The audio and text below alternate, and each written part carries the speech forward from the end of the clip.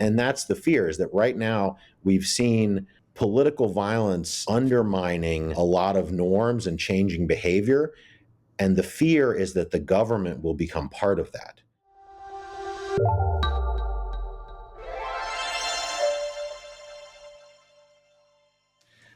Welcome to The Stakes. I'm Brad Rourke with the Charles F. Kettering Foundation. We're a nonprofit, nonpartisan operating foundation that focuses on advancing and defending inclusive democracy. Today is January 6, 2025, and we are talking about political violence.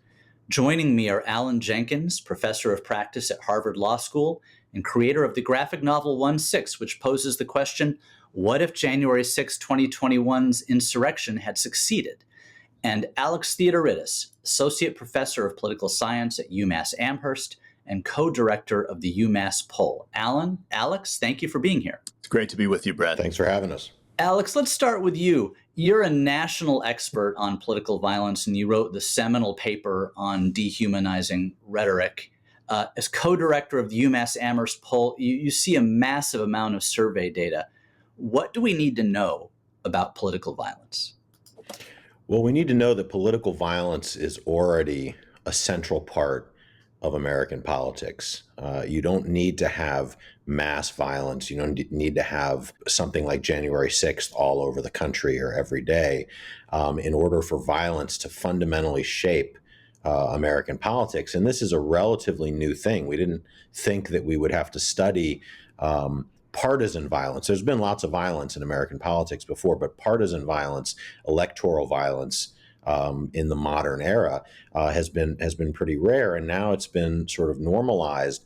And what we have to remind ourselves is that even though we don't see violence run rampant, people are changing their behavior from deciding whether to be an election worker, to deciding whether to run for Secretary of State, to getting involved at any level of the political process. Alan, over to you real quick. You're a co-author of a graphic novel series called 1/6. It's a dystopic future story and past future story that takes as its premise that the attempted insurrection had succeeded. Kettering is a proud supporter of it. Today, now, on the 4th anniversary of that episode, where are we? Well, we're in a pretty scary place, Brad. First of all, just a reminder, as you said, that 1/6, the graphic novel, which I may just happen to have with me, is a story not about what if Donald Trump were elected properly as he was, but what if the insurrection had been successful, which included the political violence of January 6th, 2021. It included the fake elector scheme in states that Joe Biden won, that were swing states. It included the intimidation of election workers, as Alex alluded to, and of the vice president of the United States. And so, that's not what has happened. But so many of those elements are with us in our own political reality today. The threats of violence, the actual violence, as Alex noted, people changing their behavior because of the fear. Future President Trump has said on multiple occasions that he plans to pardon at least some of the rioters who engaged in fierce political violence, many of them armed with a variety of weapons. Multiple police officers lost their lives. Dozens and dozens were injured. And that's sending a message not only that there should be no accountability, but that these people were heroes. What are some of the examples of ways that people have changed their behavior? Alex, you first. Yeah, we've had members of Congress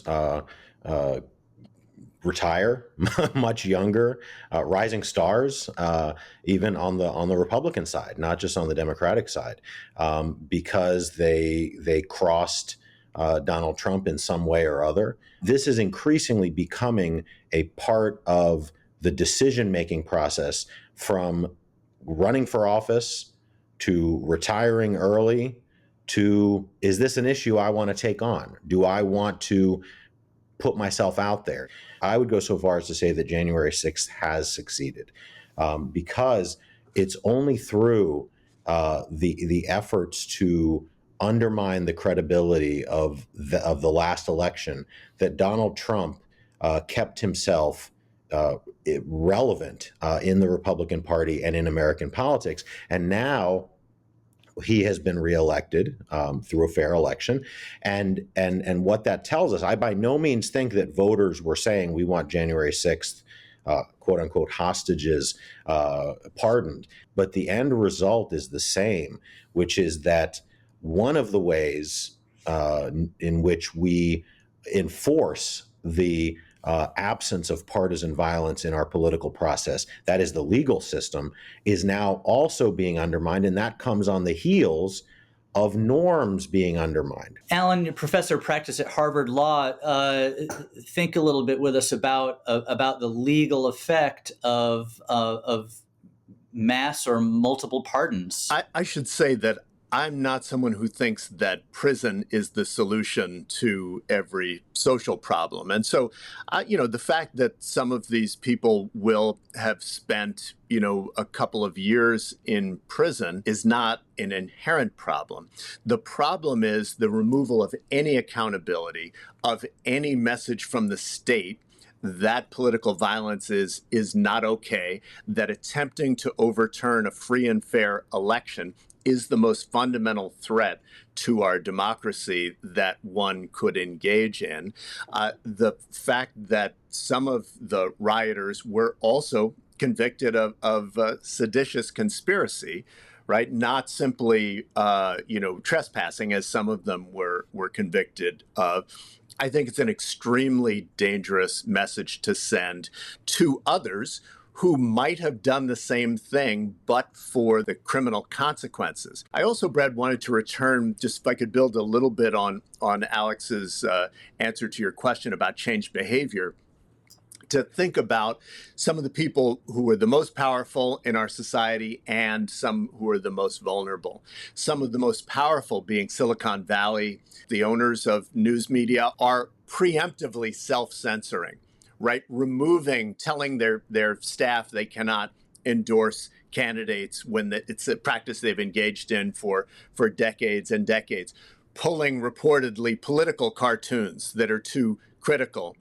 And then the most vulnerable, right? The people who've been scapegoated and vilified, immigrants, both documented and undocumented, transgender Americans, LGBTQ plus Americans, who are afraid right now and are trying to figure out what they can do to protect themselves. All of that is happening before this new regime has even begun. Alan, just staying with you real quick, put today's threats in an historic context. I've heard you make references in other conversations to the civil rights movement, to Jim Crow, and the pervasive threat and violence during those periods. Put today in context, if you would. We often think of political violence as something in the United States that is relatively new, in addition to, as Alex has said, the threat of political violence. But really, if we think about the period, especially in the Jim Crow South, but not exclusively, that was an era, of extreme political violence, in which integrated local governments were overthrown violently, in which there were attacks on Black communities, in which the political act of simply daring to vote was something that was often punished by lynching, meaning murder and torture, an era of extreme political violence in which it was decades before the federal government would take any action. And so we have to learn from those lessons as well, that it took combined effort of civil disobedience, nonviolent resistance, smart litigation, and legal strategies by people like Thurgood Marshall and Robert Carter and Charles Hamilton Houston.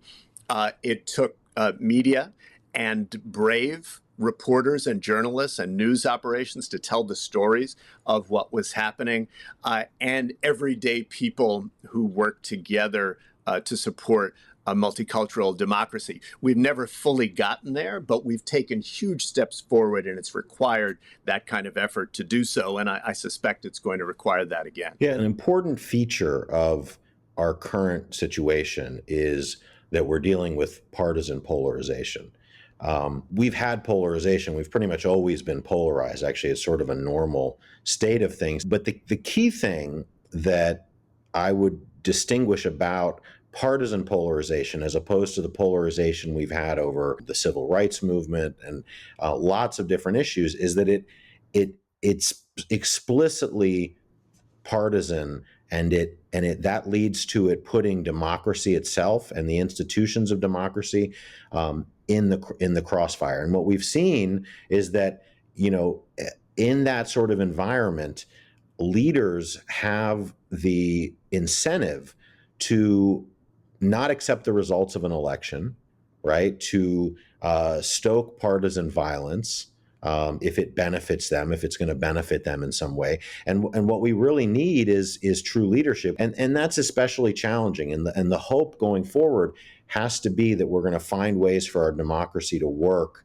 and our institutions to work under polarization in ways that don't take us to this brink all the time, where everything is constantly, about my side getting a win and not letting the other side get a win, and all of that. And so I'm hopeful. I don't know that I'm optimistic because I think the next 2 years are going to be incredibly difficult, and that's the fear. Is that right now we've seen political violence undermining a lot of norms and changing behavior.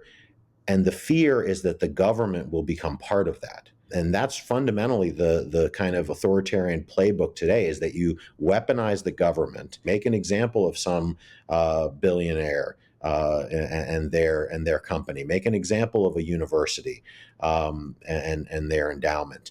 And then suddenly you start having this chilling effect on the behavior of everybody else. For people, for the community, I'll say, that is in favor of the democratic rule of law in this great nation, what must we now be doing? The thing we need to be doing is just demand constantly that our leaders don't endorse or tacitly endorse partisan violence, that they don't continue to undermine these norms. Those things have been undergirding our democracy for the entire existence of our country. We've only recently started to undermine them in ways that are just fundamental and are dangerous.